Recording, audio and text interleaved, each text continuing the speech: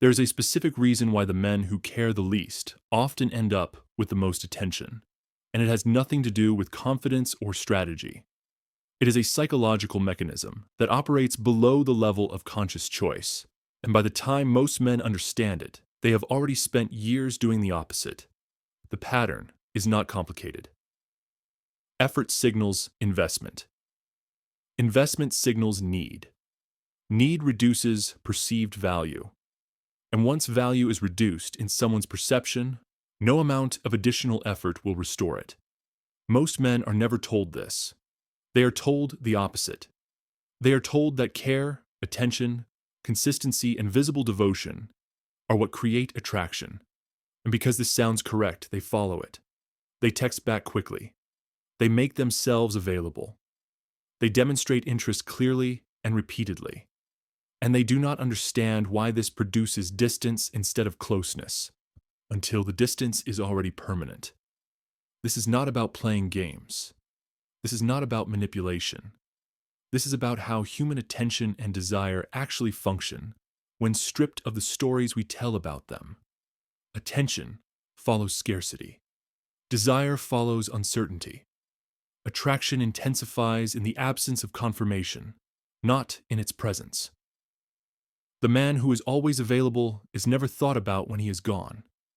The man who is rarely available becomes a presence even in his absence. This is not theory.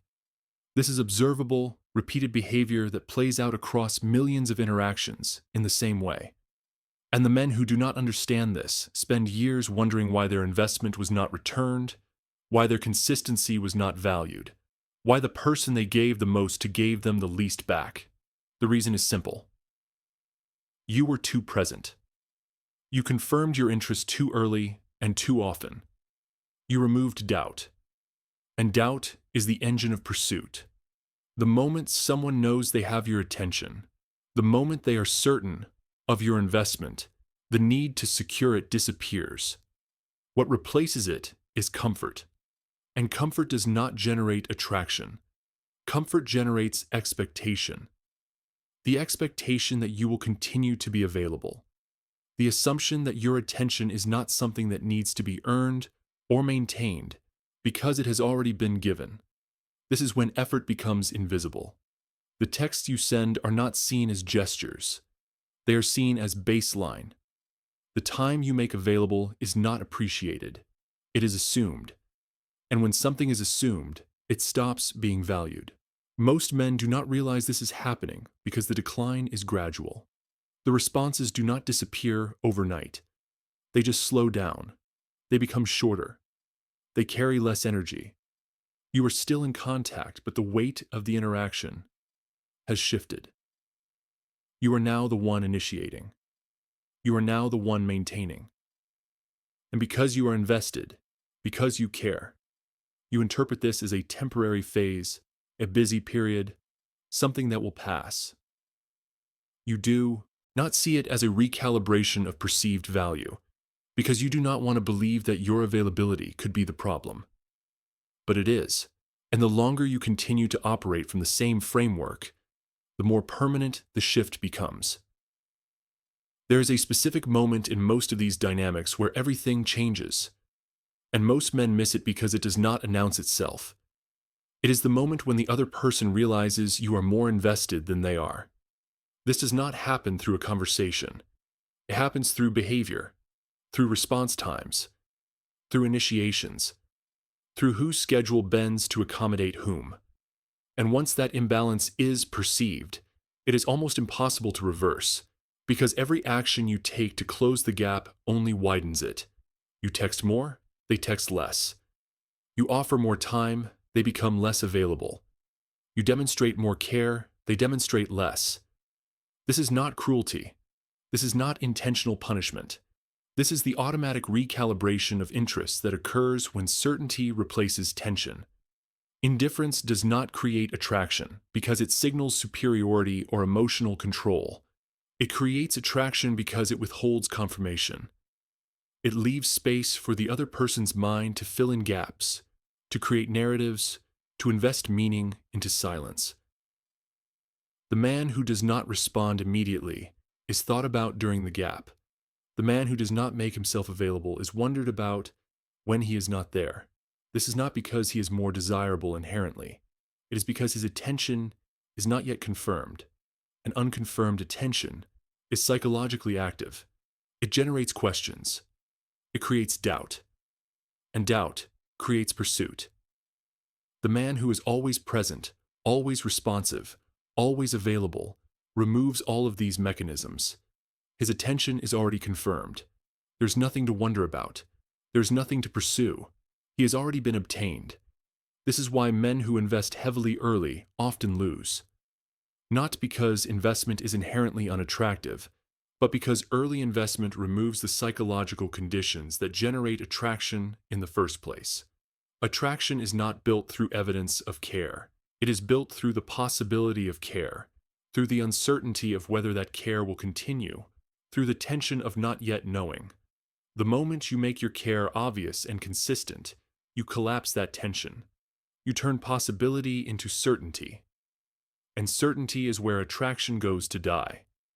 Most men do not want to hear this because it contradicts what they have been taught about relationships, about respect, about how to treat people.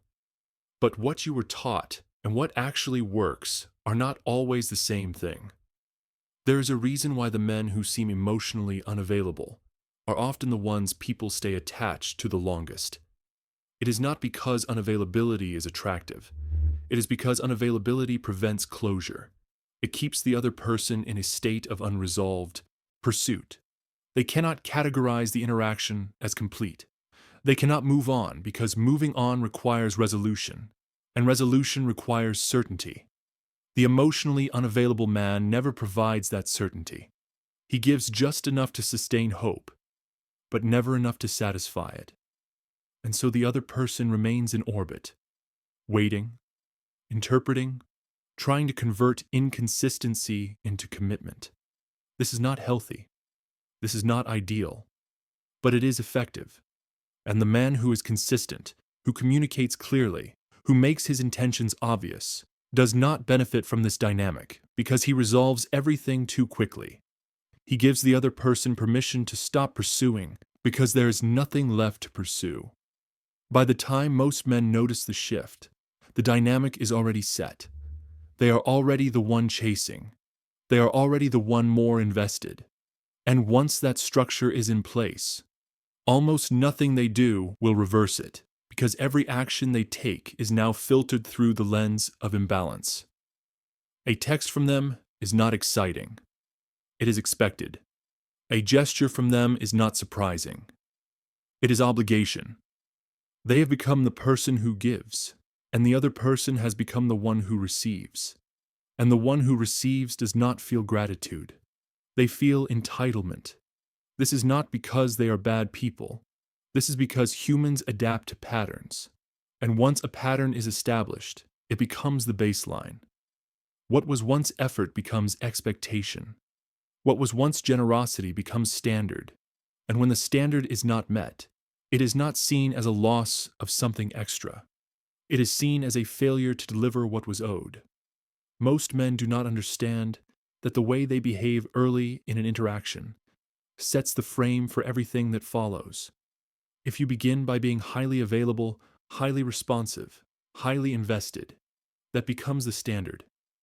And once that standard is set, maintaining it does not generate appreciation. It generates maintenance. Falling below it generates disappointment. And rising above it is almost impossible because there is no higher level to reach. You have already given everything. The man who begins with indifference, who rations his attention, who remains unpredictable, sets a different frame. His baseline is distance. And so any increase in attention feels like progress. Any moment of availability feels like victory. He is rewarded for doing less, because less is his established pattern. The man who does more from the beginning is punished for the same reason. More is his established pattern, and so doing more is not notable. It is required. This is where most men trap themselves. They think that if they just continue to invest, if they just remain patient, if they just demonstrate their value clearly enough, The other person will eventually recognize it and reciprocate. But that is not how this works. The other person is not evaluating your value in absolute terms. They are evaluating it in relative terms, relative to their own investment, relative to the effort they have to expend. And when your investment far exceeds theirs, your value does not increase in their eyes. It decreases. Because things that come easily are not valued highly. Things that are always available are not treated as scarce. And you, by being too available, by investing too much, by caring too visibly, have made yourself abundant. And abundance does not create desire. There is a specific moment when this becomes irreversible. And that moment is when the other person stops wondering what you are doing when you are not with them. As long as they wonder, you still occupy a mental space. As long as there is uncertainty about your attention, your availability, your interest, you remain psychologically active in their mind. But once they know, once your behavior becomes predictable, once they are certain that you will always respond, always make time, always prioritize them, the wondering stops. And when the wondering stops, the thinking stops. You are no longer someone they think about. You are someone they expect. An expectation does not generate longing. It generates assumption. The men who succeed in holding attention long term are not the ones who demonstrate the most care. They are the ones who make care feel uncertain, not absent, not cruel, but uncertain. The other person is never fully sure where they stand. They are never fully confident that attention will continue. And so they remain alert. They remain invested. They continue to pursue, because pursuit has not yet been rewarded with certainty. This is not a conscious strategy for most of these men. It is simply how they operate. They have other priorities. They have other focuses. They are not sitting around thinking about how to optimize someone's perception of them. And that lack of focus, that organic indifference, creates the exact conditions that sustain attraction. Meanwhile, the man who does sit around thinking about it, who does prioritize the interaction, who does make the other person the center of his attention, destroys those conditions. He makes himself too easy to understand, too easy to predict, too easy to take for granted. By the time you realize you have been taken for granted, the damage is already deep. It is not something that announces itself. It is something you notice in the accumulation of small moments. The message you sent that took hours to get a response. The plan you suggested that was met with a non-committal maybe. The effort you made that was acknowledged briefly and then forgotten. You do not notice it the first time. You notice it the 10th time, the 20th time, and by then the pattern is set. You are the one who invests. They are the one who receives. And no single conversation will reset that, because the imbalance is not the result of a misunderstanding. It is the result of a behavior pattern that has been running for months. And behavior patterns do not reverse through words. They reverse through absence, through withdrawal, through the removal of what has been taken for granted. But most men do not withdraw, because withdrawal feels like giving up, and so they stay.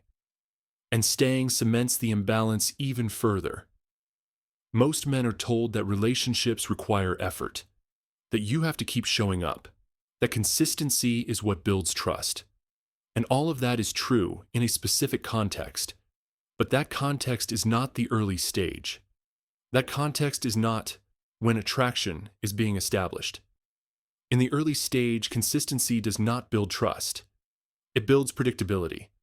And predictability is the enemy of desire. The men who maintain attraction long term are not the ones who show up consistently from day one.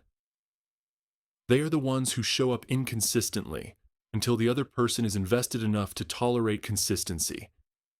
And by the time that happens, the frame is already set. The other person is already in pursuit. The dynamic is already tilted in the man's favor. And from that position, consistency does not reduce attraction. It sustains it because the foundation was built on uncertainty, not availability. You cannot build that foundation retroactively. You cannot start as the available, eager, invested person and then later pull back and expect the same result. Because pulling back after being available does not create mystery. It creates confusion. It does not make the other person pursue. It makes them feel misled. The frame was already set. You were the pursuer. And when the pursuer stops pursuing, the dynamic does not reverse. It just ends. The other person does not suddenly start chasing. They just move on, because they were never in the position of chasing to begin with. They were in the position of receiving, and when receiving stops, they find someone else to receive from. This is why the men who struggle the most are often the ones who care the most. They enter interactions with genuine interest. They make themselves available because they want to build something. They invest early because they see potential. And all of that works against them, because it removes the tension that makes the other person invest back. The other person does not have to wonder. They do not have to work. They do not have to question whether this man is interested, because his interest is obvious. And once something is obvious, it stops being valuable. The man who cares less, who is less available, who demonstrates interest inconsistently, forces the other person into a position of pursuit. Not because he is more attractive inherently, but because his behavior creates a gap that the other person's mind tries to close. And in trying to close that gap, they invest. They initiate. They make themselves available. They demonstrate interest. And by doing that, they hand over the frame. Most men do not understand that the frame is everything. The frame is who is pursuing whom. The frame is who is more invested. The frame is who has more to lose. And the frame is set early, usually within the first few interactions. And once it is set, it is almost impossible to change. If you enter as the pursuer, you will remain the pursuer. If you enter as the uncertain, intermittently available one, the other person will pursue. And this is not about manipulation. This is not about game playing. This is about how attention and value are perceived when there is no external structure forcing balance. In the absence of external structure, the person who cares less has the power, not because they deserve it, but because they are less affected by the outcome. And the person who is less affected by the outcome does not adjust their behavior to secure it. They simply exist. And that existence, that non-adjustment, that refusal to pursue, is what makes them psychologically central. By the time most men figure this out, they have already lost multiple situations to the same pattern. They have already been the person who texted first most of the time. They have already been the person who made more effort. They have already been the person who cared more visibly. And in every case, the result was the same. Diminishing returns, fading interest, the slow drift into being taken for granted. And because they are told that this is just bad luck, that they just have not met the right person, they repeat the pattern. They enter the next interaction with the same level of investment. They make themselves available in the same way. They demonstrate interest in the same way. And the outcome is the same because the problem was never the other person. The problem was the framework. The problem was that they gave too much too soon. And in doing so, they removed the conditions that would have made the other person give back.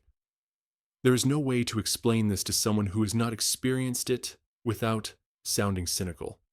And maybe it is cynical, but cynicism is just realism that people do not want to accept. The reality is that human beings do not value what is freely given. They value what they have to work for. They do not appreciate what is always available. They appreciate what is scarce. And if you make yourself abundant, if you make your attention and time and energy freely available, you will not be valued more. You will be valued less. Not because you are worth less, but because perceived value is not determined by objective worth. It is determined by availability, by effort required, by the psychological cost of obtaining something. And when the cost is zero, the value is zero. This is why indifference works. Not because it makes you better, not because it makes you more attractive, but because it raises the cost. It makes your attention something that has to be earned, something that is not guaranteed, something that could be withdrawn. And that possibility of withdrawal, that uncertainty, is what keeps the other person engaged. The man who is never indifferent, who is always engaged, always available, always invested, removes that possibility. He signals that his attention is guaranteed, and guaranteed attention is not pursued. It is assumed. And once it is assumed, it stops mattering. Most men will not change their behavior after hearing this because changing behavior requires admitting that what they were doing was counterproductive. And that admission is painful. It is easier to believe that the other person was wrong, that they did not appreciate what they had, that they will regret it later. And maybe they will. But regret does not undo the dynamic. Regret does not make someone retroactively value what they took for granted. Regret is just the emotion people feel when they realize that something they stopped thinking about is no longer available. And even then, the regret is not about the person. It is about the absence. It is about the gap that was created when guaranteed attention was removed. And if that attention becomes available again, the regret disappears. Because the gap is filled. And once the gap is filled, the cycle repeats. You cannot win by being more available. You cannot win by being more invested. You cannot win by demonstrating more care. Those things do not create attraction. They create comfort. And comfort is not the same as desire. Comfort is what people settle into after desire fades. Comfort is what replaces attraction when certainty replaces tension.